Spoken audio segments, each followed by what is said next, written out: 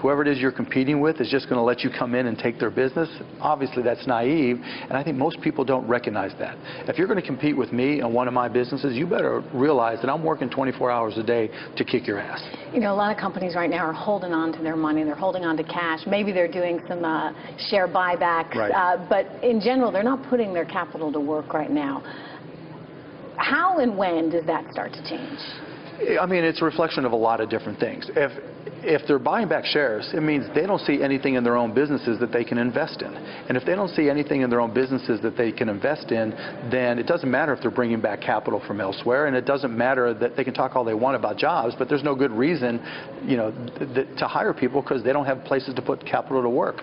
And I think that's also a reflection of the focus on Wall Street. You know, most of the times when we talk about putting capital to use, we talk about public companies. You don't really see this as an issue in private companies. But with public companies, they get such a concern with shareholder value and shareholder returns that they lose sight of trying to move the ball and to innovate and to invest in R&D.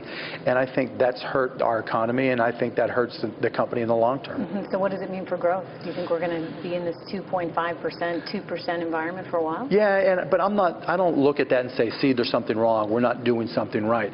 I look at that and say that's the new normal. That, you know, when companies have their backs against the wall, particularly small to medium where there's a big part of the growth for jobs, we find new ways to innovate. We're innovators in this country. We don't just sit back and say the only way we can solve problems is by hiring people. We go out there and you hire smarter kids, you hire smarter people to write software, to put things in the cloud, to find new solutions. And so we're turning into an economy that is bifurcated. There's those people who write and control and define the software, and then there's those people who work for the software. Well, you're someone who's gone out and started a lot of businesses, including your own network. CBS has just purchased a minority stake in your network. What do you think, what is their intention to do with that? Do you think there's a chance they might buy out the whole thing? Who knows? But I think they're recognizing that, you know, the reason we took a network, HDNet, which was the first all high-definition TV network, grew it, and then 2 years ago I recognized that being HD obviously is not enough.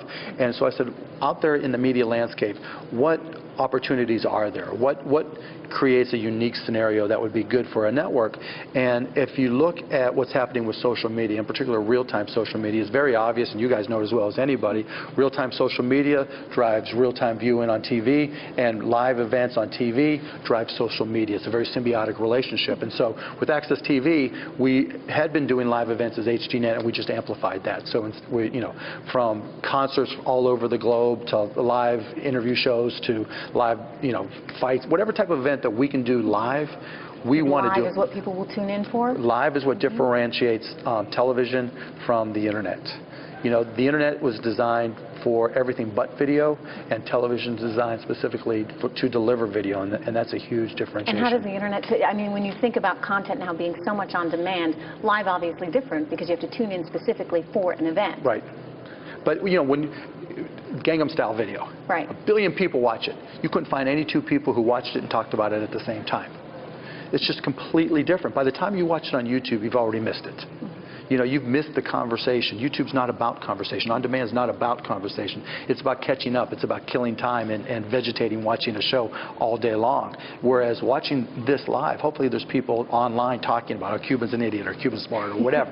Trish knows her stuff, or, you know, whatever it may be. But that's you know, a holistic conversation that happens in real time that creates a unique experience.